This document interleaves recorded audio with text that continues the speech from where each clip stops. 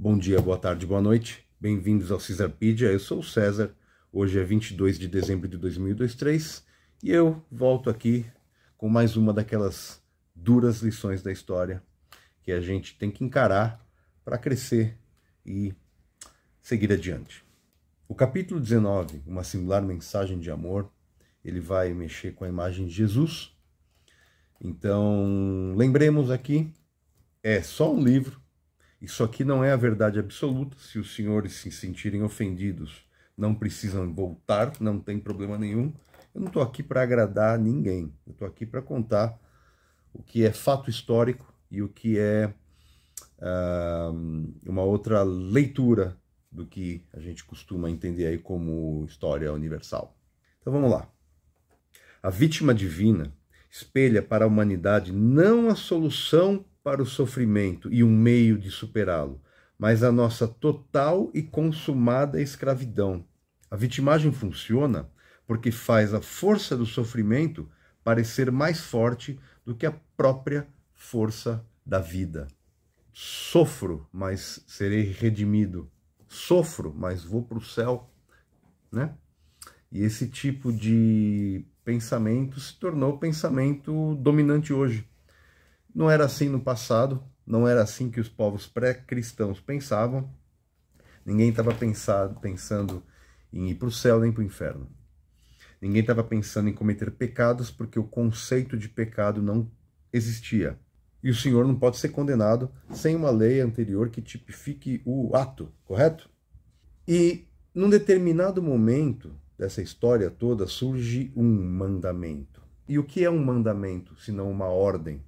Se tudo isso não fosse suficiente, uma reviravolta final, fatal, como um anzol na carne, chega para que nós contemplemos como se fosse um puta de um abismo. Presta atenção. O imenso poder do bode expiatório deve-se ao conluio, ao vínculo vítima-perpetrador, mas a vítima divina da história da salvação não é apenas uma vítima. Ele é também um emissário enviado por Deus com uma mensagem única de amor. Jesus é o proeminente mensageiro do amor, muitos acreditam. Quando os fariseus lhe perguntaram qual é o primeiro mandamento de todos, ele respondeu: o primeiro de todos os mandamentos é este: ouve, ó Israel, o Senhor nosso Deus é o único Senhor. Amarás, pois, o Senhor teu Deus de todo o teu coração, de toda a tua alma, de todo o teu entendimento e de toda a tua força. Este é o maior e primeiro mandamento. E o segundo é este: amarás o teu próximo como a ti mesmo. Não há outro mandamento maior do que estes. Marcos 12, 29 a 31. Lindo, né? Amor universal. Ama todo mundo ama todo mundo. Não é assim na vida real. Porque ninguém pode ser comandado a amar. Como que alguém pode ser comandado a amar? Ame isso, ame aquilo, ame esta pessoa, ame o meu Deus. Como é que isso pode acontecer? É possível que o senhor ou a senhora sejam mandados, sejam ordenados que amem algo?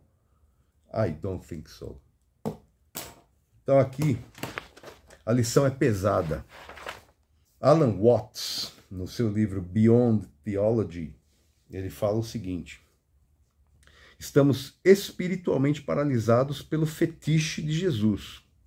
Mesmo para os ateus, ele é o homem supremamente bom, o examinador e a autoridade moral com quem ninguém pode discordar.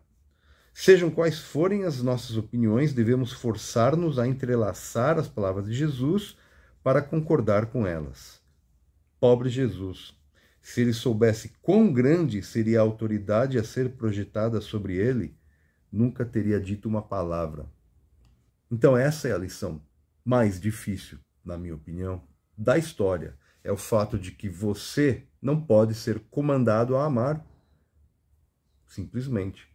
Você pode me mandar amar o seu Deus, mas vai ser muito mais fácil que eu não o ame, porque eu não tenho nenhuma conexão com essa criatura.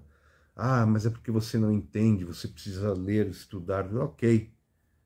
Eu gosto de abraçar a árvore, esse que é o meu problema. Então, o problema, obviamente, não é com Jesus, é comigo.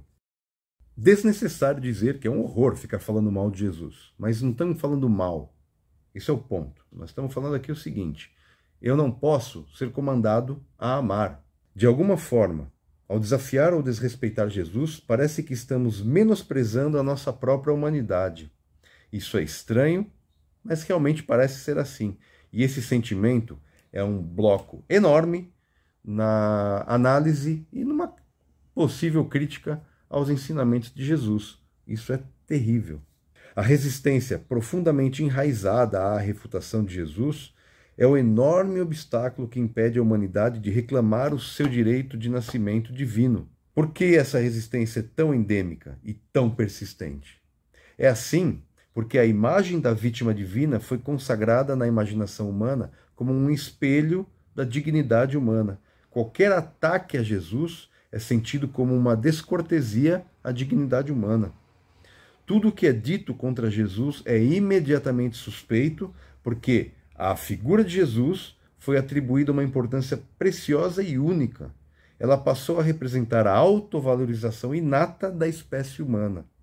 Qualquer ataque à pessoa de Jesus ou qualquer crítica à mensagem de amor que nos chega através do Redentor Divino parece um golpe no nosso sentido comum de humanidade. E aí o John coloca a questão mais dura que o senhor vai ouvir hoje. Mas, e se nós tivermos colocado o nosso sentido de humanidade no lugar errado, na pessoa errada? E essa talvez seja a lição mais dura da história. Mas eu não vou continuar mais aqui, porque eu não tenho a competência para abordar isso aqui com a clareza que John Lamlash abordou em seu livro Not in His Image, Não a Imagem de Deus, que, se houver interesse, quem sabe a gente consegue aí imprimir algumas cópias para disponibilizar para os senhores, porque é uma delícia ler isso aqui, viu? Ele é um livro que realmente faz a diferença. Eu vejo vocês em breve, quem sabe até o fim do ano eu acabo esse negócio aqui. Um abraço.